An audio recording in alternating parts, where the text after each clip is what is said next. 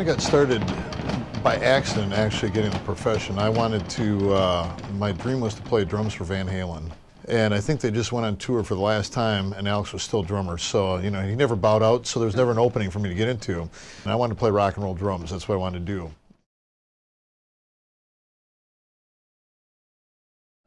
So it got to be very cutthroat down there. The businesses all of a sudden now were fighting for the few customers that were left. Used to be there was enough customers for everybody. Everybody did fine. They could sell their product at a reasonable price. You didn't try to get people falling down drunk because you didn't have to. You had enough customers selling enough drinks. But then I remember what my dad said to me.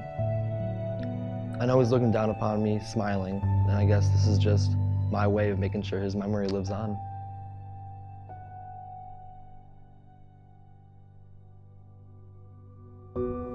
I might not have a glamorous life, but it brings me joy and it makes me realize what's actually important, and because of that, I don't think I'll ever stop.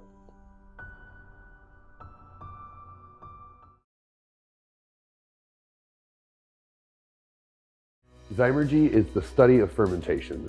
It's also the last word in the dictionary, and so we kind of like that word around here because we call it study of the magic of fermentation.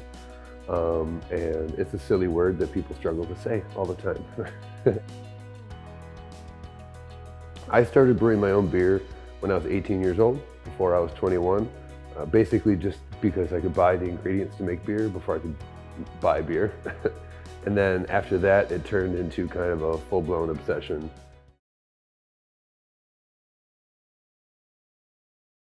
We have two promotional videos from 1954. One was geared at female students, one was geared at male students. And both of those promotional materials make heavy usage of showing shots of the lake. And then you just stop seeing it being promoted that way by the early 1960s. And then it starts to be much more about our historic downtown, our Mabel Tainer Theater, our businesses. I mean, the lake is in pictures, but it's not seen as the destination.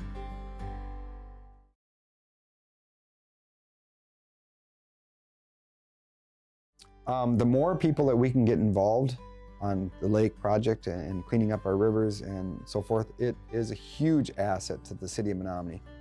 We need everybody to know we've got a problem.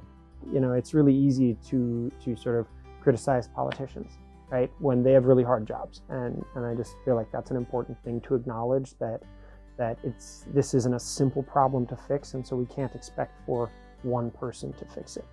Part of that also involves, public education of some of the basic biology of why the lake is like it is, and this whole phosphorus, algae bloom, etc. That that's a real basic biological phenomenon, and sort of beginning with that could help a lot.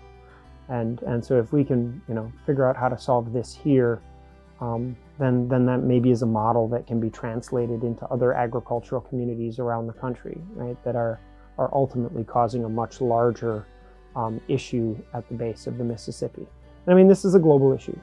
It's better communicating the uncertainty is what scientists need to do, and part of that's not being so clinical and telling people a story that they can understand about how we got to where we got today.